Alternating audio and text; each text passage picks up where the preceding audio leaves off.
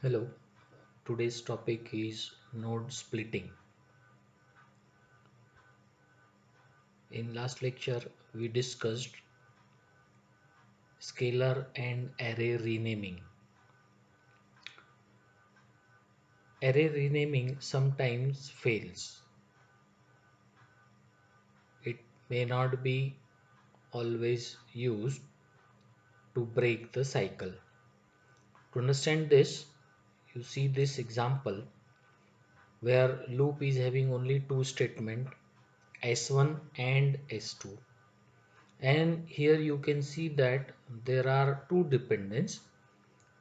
S1 is having dependence to S2, which is because of x of I plus 1, and this dependence is loop independent entity dependence. Another dependence is from S2 to S1, which is loop dependent true dependence.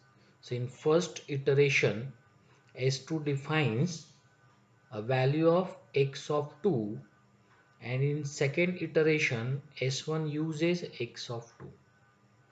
So there are two dependents. S1 depends on S2, S2 depends on S1, so it is creating a cycle, so we cannot vectorize it. Now here this cycle cannot be broken by using array renaming, because we discussed that in array renaming we should be able to break the iteration into different parts where each part contains all definition and uses of the variable which are involved in dependence. So here two statements are there in iteration, and in both dependence both of the statements are involved, so we cannot break the iteration into different parts. So that's why array renaming cannot be used to break the cycle. Now, in such case, can we apply node splitting? Target of node splitting is also to break cycle. Okay, so can we break cycle by using node splitting, and what this node splitting is? Let's see.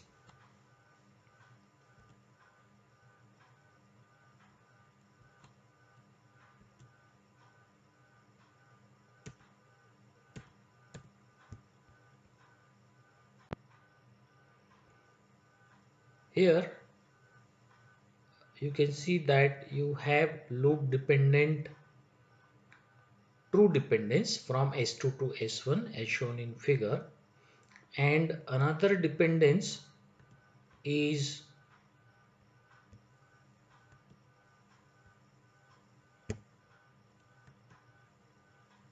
this one, red one, which is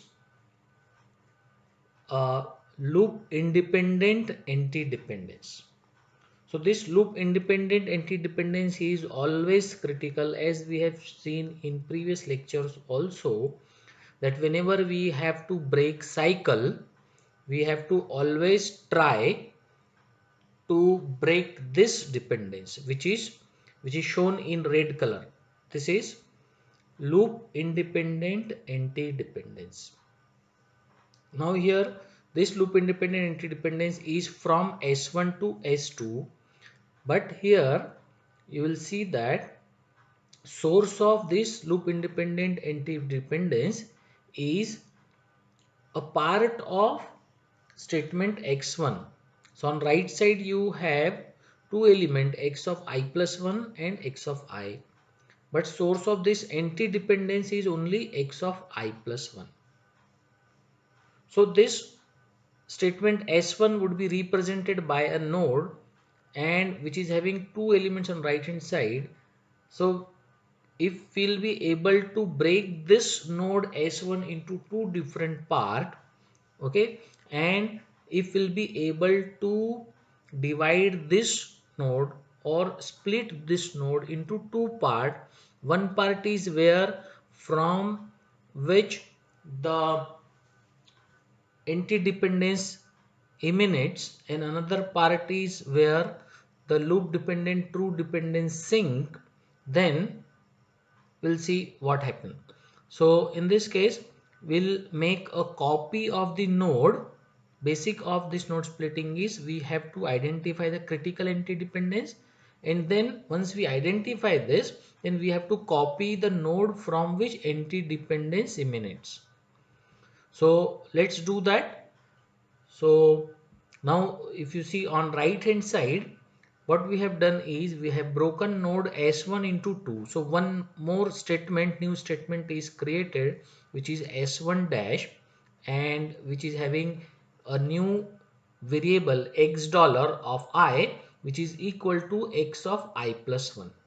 And then S1 contains a of I is equal to x dollar I. What is x dollar I? Which is defined in S1 dash, which is x of I plus 1. So that is expected. So on right hand side of S1, what is expected is x of I plus 1. So we have given a new name x dollar I to x of I plus 1, and instead of using x of I plus 1 on right hand side of S1, we have used x dollar of I. Then second element x of I is as it is. Then S2 statement S2 is also as it is. Now after splitting this statement S1 or node S1 into 2, let's see now what are the dependencies are there. So loop dependent true dependence would be as it is from S2 to S1. Okay, and what happens of the loop independent entity dependence? See that x of I plus 1 is not in S1 now, it is in S1 dash. So you will be having a loop independent entity dependence from S1 dash to S2. Okay, and one more dependence would be here, and that is from S1 dash to S1 because of new variable x dollar I, and this is loop independent true dependence. So if you see carefully here, although one dependence is increased, in original program there were two dependence, here you have three dependence, but there is no cycle. Okay, so there is no cycle created here, recurrence is broken, okay, by splitting the node S1 into 2, that is S1 and S1 dash. And since there is no cycle, you can now vectorize this program. So vectorized program is also given because S1 dash is source of two dependence which are going to S1 and S2. So you need to first execute S1 dash, and then you can execute S2, and at the end S1. So vectorized code is given. So the loop which was not vectorizable by renaming is now you can vectorize that. You have broken cycle by applying node splitting. So this is node splitting. Now node splitting is having a very simple algorithm. This is a 5-step algorithm. So you have to start with the loop independent entity dependence. So take a loop independent entity dependence. You have to identify in the loop uh, iteration that which one is the loop independent entity dependence. If you found that and assume that this loop independent entity dependence is D, then next thing is you have to do is add a new assignment with a new variable t dollar is equal to source of that loop independent entity dependence, that is D. And this assignment statement you need to add before source of D. So third step is insert this new statement X before source of D, and then you can replace source of D with t dollar, which is a new variable you just defined in statement X. And fifth step is to make changes in the dependence graph, and it is possible that after making these changes uh, uh, the cycle is uh, not there in the dependence graph and it is already broken. Now in this algorithm the most important part is critical entity dependence. This node splitting is always safe because you are just splitting one statement into two statement, so meaning will never be changed. So that's why it is always safe. But whether it is always profitable, no, it is not always profitable. To understand this, um, take this example. This is similar to previous example, only one change I have done is, um, on right hand side of S2, instead of B of I used A of I. So if you use A of I, then one more dependence is added here, and that is from S1 to S2. That is from S1 to S2, and this dependence is loop independent true dependence. And due to this dependence, in this example there are two cycle. In one cycle anti-dependence is involved, in another cycle anti-dependence is not involved. So even you apply node splitting, after applying node splitting you can break the cycle which involves anti-dependence, but another cycle which does not involve anti-dependence will still be there. Okay, so even after node splitting, if you draw the dependence diagram, you can clearly see that the dependence from S1 to S2 due to A of I, which is still there.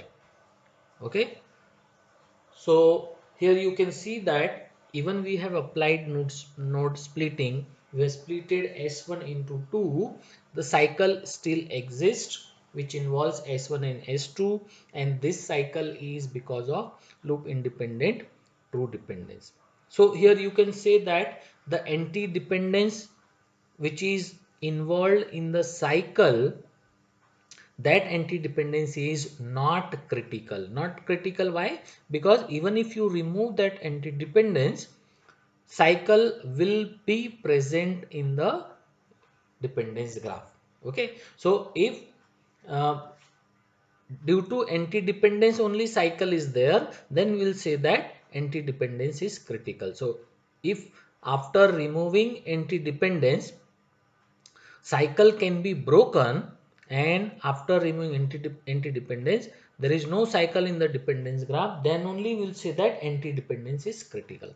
So in this particular example anti-dependence is not critical, that's why node splitting is not profitable. There is no meaning in doing node splitting, because that will be just a wastage of time and memory, and you will not be able to vectorize the program. Okay.